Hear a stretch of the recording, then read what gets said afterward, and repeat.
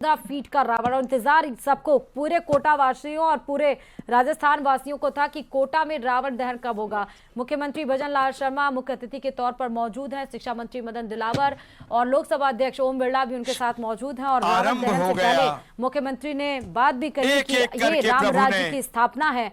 और आप देखिए, आप रावण के दहन की ये सीधे तस्वीरें देख रहे हैं, जहां पर देखिए सबसे लंबे ऊंचे रावण को यहां पर दहन किया जा, हजारों की संख्या में आज इस जो अहंकारी रावण था जिसको दहन करने के लिए हजारों की संख्या में भीड़ जुटी और काफी मुश्किलों से इनको बैलेंस भी किया गया। लेकिन दशहरे मैदान में जो मौजूद हजारों की संख्या है उन्हें एक सीख भी यहाँ पर मिलती है कि चाहे जितना ऊंचा लंबा कद हो जाए, चंद मिनट में धराशाही रावण का अहंकार, रावण का ज्ञान सब चंद मिनट के अंदर धूल में, मिट्टी में समा गया।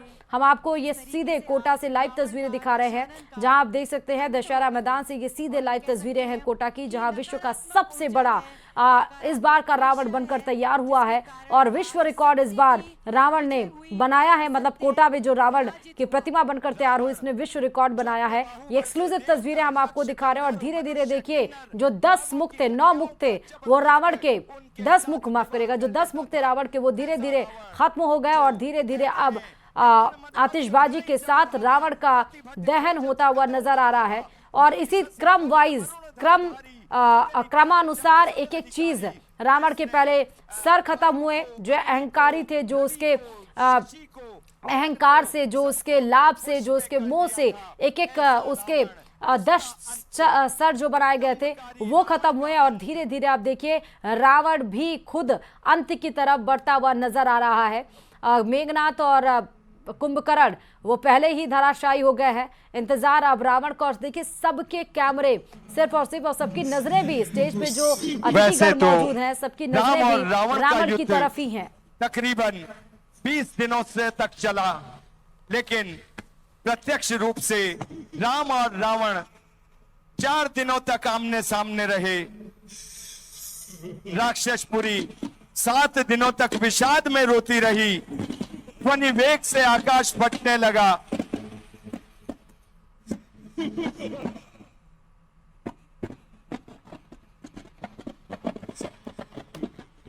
पौराणिक कथाएं जिस तरह हैं कि भगवान राम ने अगस्त्य मुनि के बताए अनुसार ब्रह्म शस्त्र का उपयोग करके रावण की नाभि में स्थित अमृत कुंड पर निशाना साधा था, जिससे उसकी मृत्यु हो गई। और यह रामायण के अनुसार रावण युद्ध के 10वें दिन हुआ। और इस अक्सर रावण के अहंकार और अधर्म के रूप में हम इसको देखते हैं।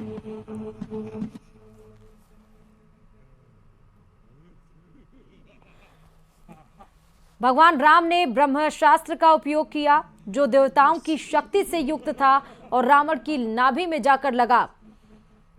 इस बाण के प्रहार से रावण के शरीर में स्थित अमृत कुंड सूख गया और वह युद्ध में पराजित होकर जमीन पर गिर गया, जिससे उसकी मृत्यु हो गई।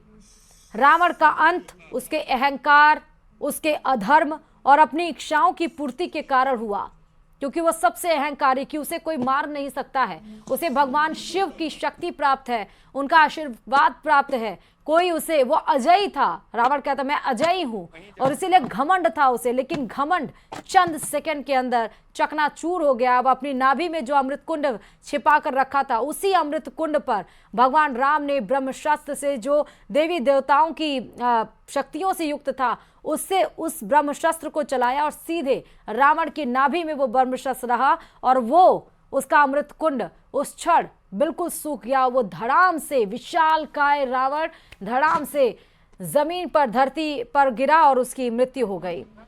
रावण का अंत, जैसा हमने आपको बताया, कि उसके अहंकार, अधर्म और अपनी इच्छाओं की पूर्ति के कारण हुआ। और ये भी कह सकते हैं, जिस तरह पौराणिक कथाओं में है कि राम के हाथों रावण का वध नियति का हिस्सा था। रावण को मिले वरदानों की सीमाएं थी और भगवान राम ने सही समय पर सही बाण का प्रयोग कर उस पर विजय प्राप्त की। और इसीलिए हर साल हम ये दशहरा मनाते हैं, ताकि हमें याद रहे कि असत्य चाहे जितना आगे बढ़ जाए, लेकिन वो सत्य नहीं हो सकता है। निश्चित ही था।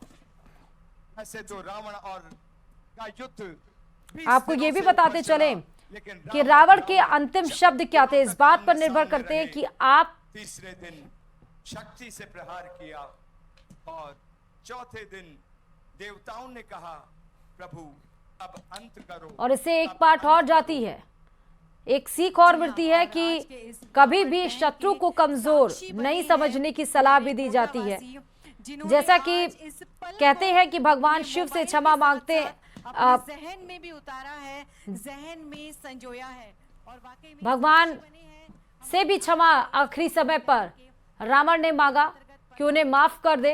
अपने ज्ञान का वो इतना ज्यादा अहंकारी हो चले थे कि उन्हें समझ नहीं आया, अपनी इच्छाओं में इतना ज्यादा वो बह चले थे कि उन्हें समझ नहीं आया कि वो किससे उनका सामना होने वाला है। रावण को लगा कि वो इतना पराक्रमी है, वो इतना ज्ञानी है कि वो किसी को भी मात दे सकता है, किसी से भी वो लड़ाई कर सकता है, वो कभी भी किसी से नहीं हार सकता।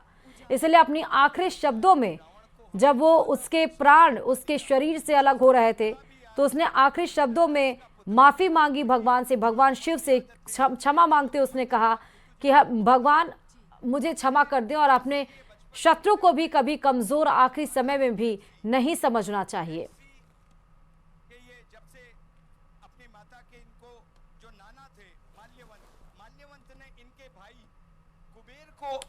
रावण ने कहा हर बार जीत के बावजूद स्वयं को भी विजेता मानने की गलती नहीं करनी चाहिए। ये सारे शब्द रावण के आखिरी समय में थे। उसने खुद बोला कि आप हर बार जीत जाए लेकिन उसके बाद भी ये गलती नहीं करनी चाहिए कि सिर्फ आप ही विजेता हैं, क्योंकि समय घूमता है और विजेता का श्रेय कोई और भी ले सकता है।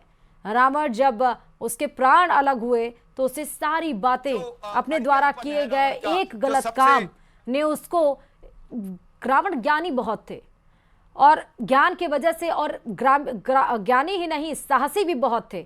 साहस के साथ वो तपस्वी भी थे। तपस्या कर कर उन्होंने भगवान शिव से वरदान मांगा था, लेकिन मात्र एक गलती और उनके जीवन की वो सबसे बड़ी भूल साबित हुई और जिस वजह से उन्हें अपने प्राण गंवाने पड़े वो भी इस तरह से। भगवान राम ने उनके नाभि पर वार किया ब्रह्मशस्त्र से और तब जाकर रावण का अंत हुआ। उस रावण का जो अपने आप को अहंकारी मानता था, जो अपने आप को सर्वशक्तिमान मानता था, जो अपने आप को अजय मानता था, उसका तो अभिमान क्या है? और वो लेकिन उस सब का अभिमान, उसका गुरूर चंद सेकंड के अंदर धरती में समा गया। हम आपको आतिशबाजी भी दिखा रहे हैं, ये एक्सक्लूसिव तस्वीरें कोटा से है और कोटा